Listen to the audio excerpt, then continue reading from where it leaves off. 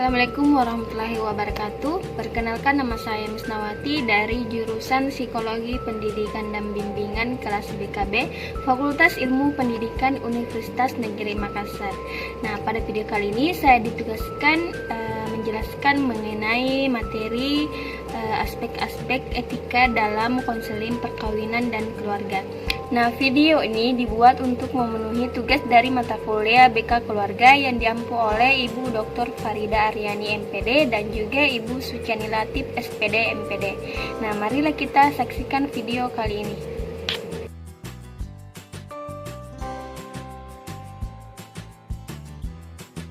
Nah, yang pertama saya akan menjelaskan mengenai etika, moralitas, dan hukum. Nah, etika sering juga disebut dengan moralitas, dan dalam beberapa kasus kedua istilah ini saling tumpang tindih. Nah, dengan demikian keduanya berhubungan dengan persoalan penentuan tentang hal-hal yang baik ataupun buruk, atau studi tentang perilaku manusia dan nilai-nilai yang dianutnya. Nah, etika dan moralitas ini masing-masing memiliki arti tersendiri. Nah, etika secara umum didefinisikan sebagai ilmu filsafat mengenai perilaku manusia dalam dan pengambilan keputusan moral. Nah, etika bersifat normatif dan berfokus pada prinsip-prinsip dan standar yang mengatur hubungan antara individu seperti hubungan antara konselor dan klien. Nah, sedangkan moralitas meliputi penilaian suatu atas suatu perbuatan. Nah, hal ini berhubungan dengan kata-kata seperti baik, buruk, benar, salah, dan seharusnya. Nah, konselor yang memiliki moral dan memahami asumsi moral tentang sifat manusia secara eksplisit dan implisit akan mempertanyakan apakah manusia itu, bagaimana seharusnya manusia itu.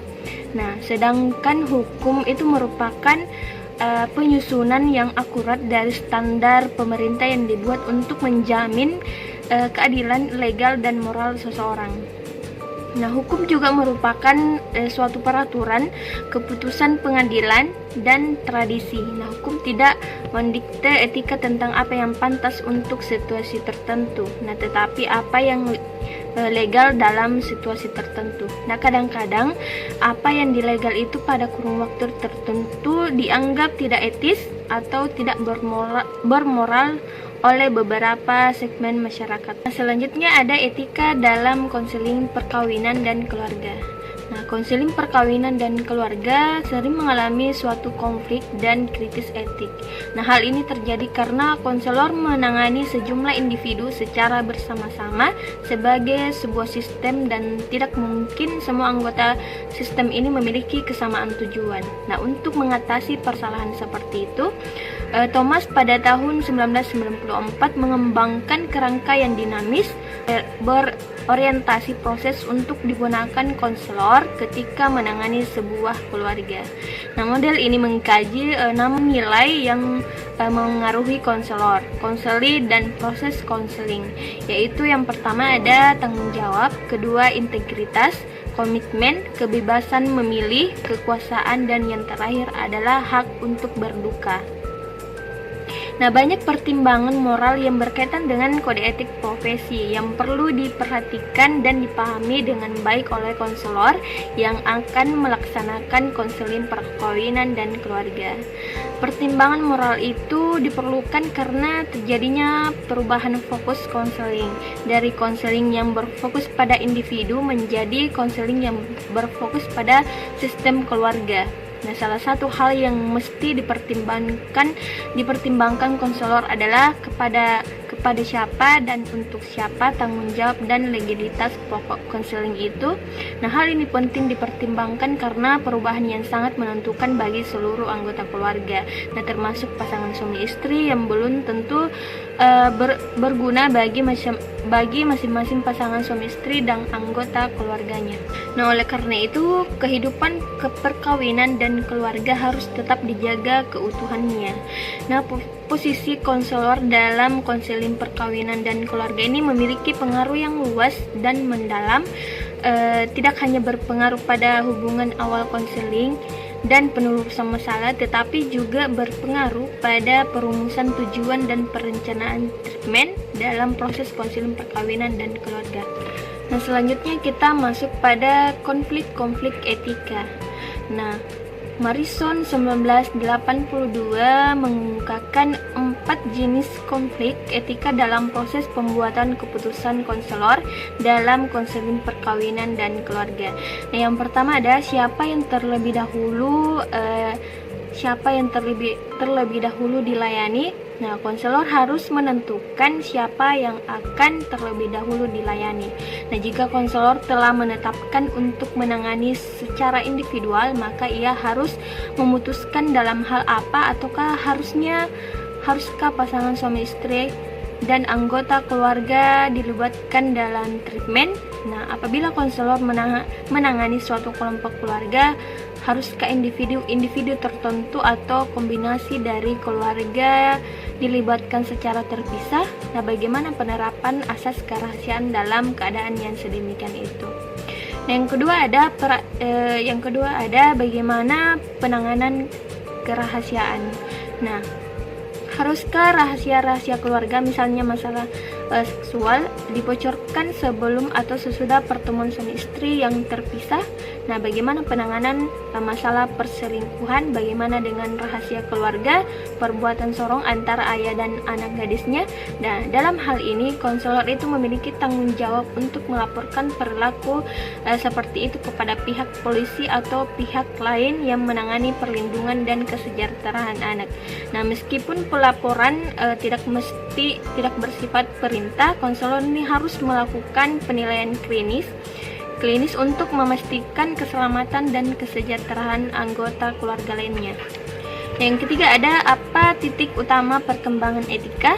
Nah, perkembangan etika itu menitik beratkan pada penguraian kasus secara cermat dan hati-hati. Nah, sehingga menjadi alat diagnosis terhadap individu selama proses pemberian bantuan. Nah, terutama pada hal-hal yang akan berpengaruh pada kasus-kasus yang pengadilankan. Nah, sebagai contoh kasus perselisihan tentang anak. Nah, yang terakhir ada bagaimana keberadaan konselor, kekuasaan atau mengurangi konflik. Nah, seperti yang telah dikemukakan sebelumnya bahwa konseling perkawinan dan keluarga itu menentukan harapan-harapan yang biasanya itu berkaitan dengan jenis kelamin atau gender.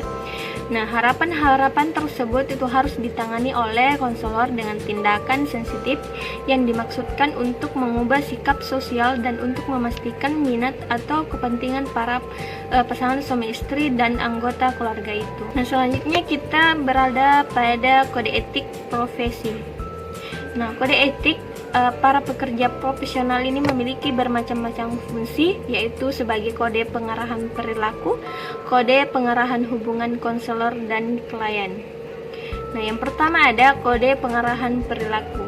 Ada beberapa kode pengarahan perilaku konselor dalam melakukan layanan konseling perkawinan dan keluarga. Nah, beberapa diantaranya adalah sebagai berikut. Yang pertama, konselor itu memberikan layanan secara profesional kepada semua anggota, semua orang, tanpa memandang suku, agama, jenis kelamin, perbedaan politik, sosial, ekonomi, ataupun gaya hidup. Nah, konselor ini diharapkan dapat mencurahkan porsi waktu kerjanya walaupun hanya sedikit atau tidak ada bayaran. Nah, jika konselor itu tidak bisa memberikan layanan karena alasan tertentu, maka konselor ini seharusnya melakukan referral yang sesuai.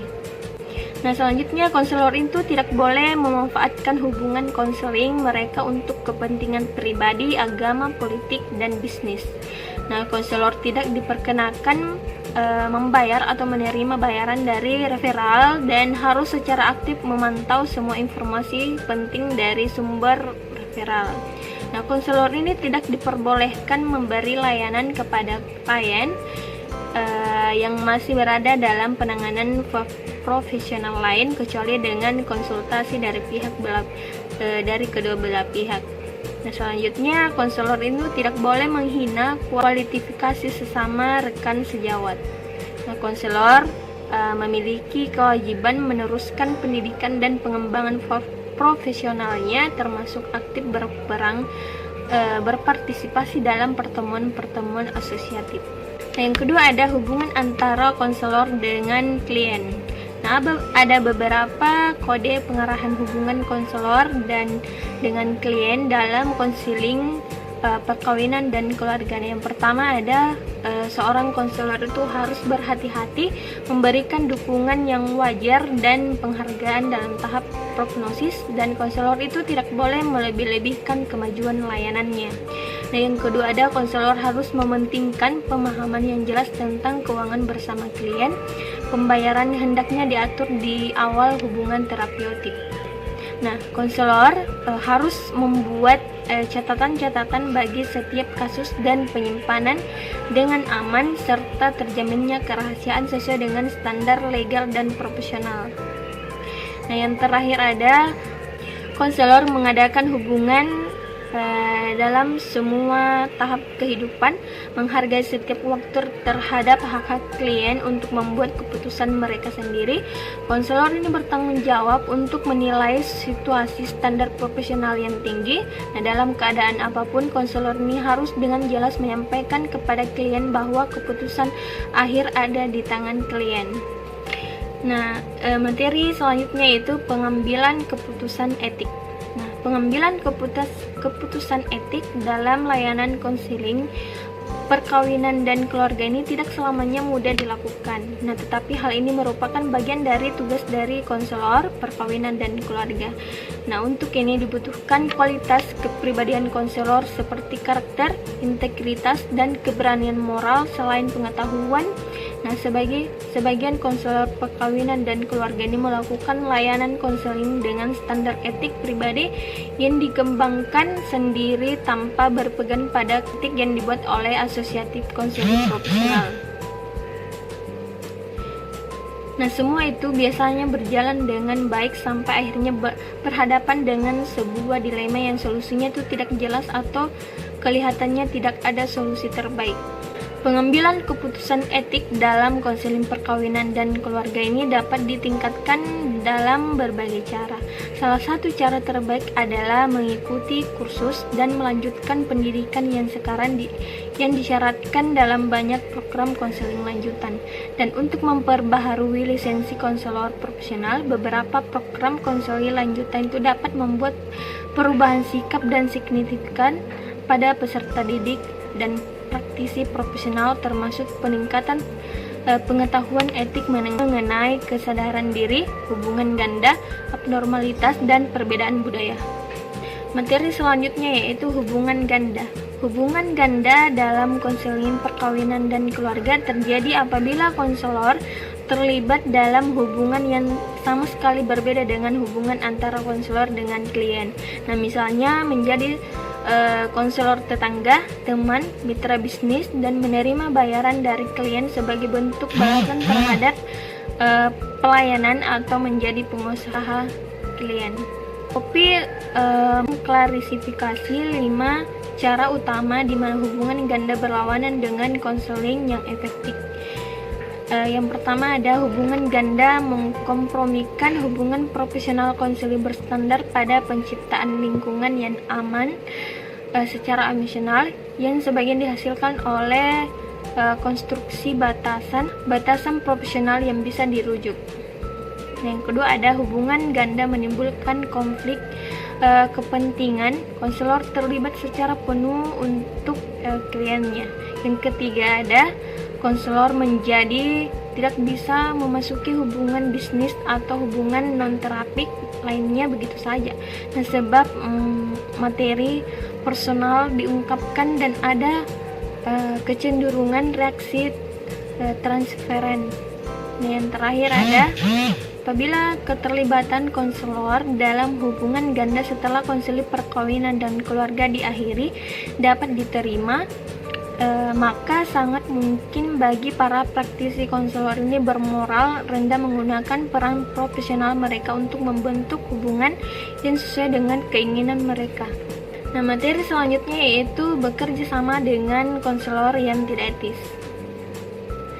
Nah, Herlihy menyarankan beberapa langkah yang digunakan dalam bekerja melewati dilema etik, terutama yang berkaitan dengan hal-hal yang merugikan profesionalitas.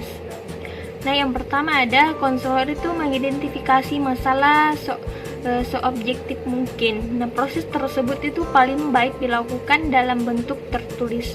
Nah, yang kedua, konselor menerapkan kode etik yang berlaku pada permasalahan tersebut. Nah, pada kasus ini akan dapat muncul pedoman yang jelas seperti misalnya arah tindakan. Yang ketiga ada konselor harus mempertimbangkan prinsip-prinsip moral dari profesi pemberian bantuan seperti pembuatan baik, keadilan, dan otonomi. Nah, yang terakhir ada konsultasi dengan rekan kerja juga merupakan opsi lain. Nah, jika tindakan ini tidak diperlukan, maka rekan kerja yang dipermasalahkan pertama-tama harus didekati secara informal. Materi selanjutnya itu hak-hak klien dan rekaman. Ada dua bentuk hak klien yang bersifat implisit dan yang bersurat eksplisit. Nah, kedua hak tersebut ini berhubungan dengan proses konseling. Hak klien yang bersirat hubungan dengan substansi keadilan perlakuan. Nah, hak eksplisit ini berfokus pada proses keadilan perlakuan yang terkait dengan langkah-langkah yang diperlukan untuk memulai atau menuntaskan sebuah tindakan ketika aturan itu jelas dilanggar. Nah, proses keadilan perlakuan itu ketika aturan yang jelas itu dilanggar dan klien merasa tidak mendapatkan informasi tentang cara memperbaiki perilakunya. Nah, seorang klien ini berhak untuk mengetahui bentuk perlindungan apa yang ia miliki ketika salah satu dari dua hak utama tersebut dilanggar. Rekaman, semua klien dilindungi secara legal kecuali dalam keadaan tertentu. Nah, pada sebagian besar kasus, konselor secara legal diharuskan untuk melindungi semua kliennya tanpa terkecuali dengan cara menyimpan rekaman tersebut dengan baik-baik, terpisah dari rekaman data lain, dan juga tidak memberikan informasi tentang klien tanpa surat izin. Materi yang terakhir yaitu cara meminimalisir risiko. Nah, dalam menentukan apakah konselor perkawinan dan keluarga itu harus terus melanjutkan hubungan ganda atau tidak, nah sangatlah penting untuk mempertimbangkan apakah keuntungan potensi hubungan semacam ini melebihi potensi kerugiannya. Sudah merupakan tanggung jawab dari konselor itu untuk mengembangkan perlindungan yang bertujuan untuk mengurangi potensi konsekuensi negatif. Ada beberapa petunjuk dalam cara meminimalisir risiko. Yang pertama ada menentukan batasan yang sehat di awal hubungan terapeutik. Yang kedua ada apabila hubungan konselor berpotensi membuat masalah atau apabila risiko dan kerugiannya tinggi, lebih bijaksana apabila konselor itu bekerja dengan bantuan pengawasan. Yang ketiga ada dalam bekerja, hubungan ganda sangat baik apabila memulainya dengan memastikan apakah hubungan semacam itu dapat dihindari. Nah, terkadang hubungan ganda memang tidak bisa dihindari, dan untuk terlibat di dalamnya, konselor ini harus berhati-hati dan mempertaruhkan harga dirinya, klien, dan profesinya. Nah, yang terakhir ada salah satu cara mengatasi kemungkinan risiko pekerjaan sebagai konselor adalah dengan mengadopsi kebijakan dan menghindari total hubungan ganda. Nah, alternatif lainnya adalah dengan mengatasi dilema dalam setiap perkembangan proses konseling, memanfaatkan persetujuan yang telah diinformasikan terlebih dahulu, dan pada saat yang bersamaan mencari tempat konsultasi dan pengawasan untuk mengatasi masalah tersebut.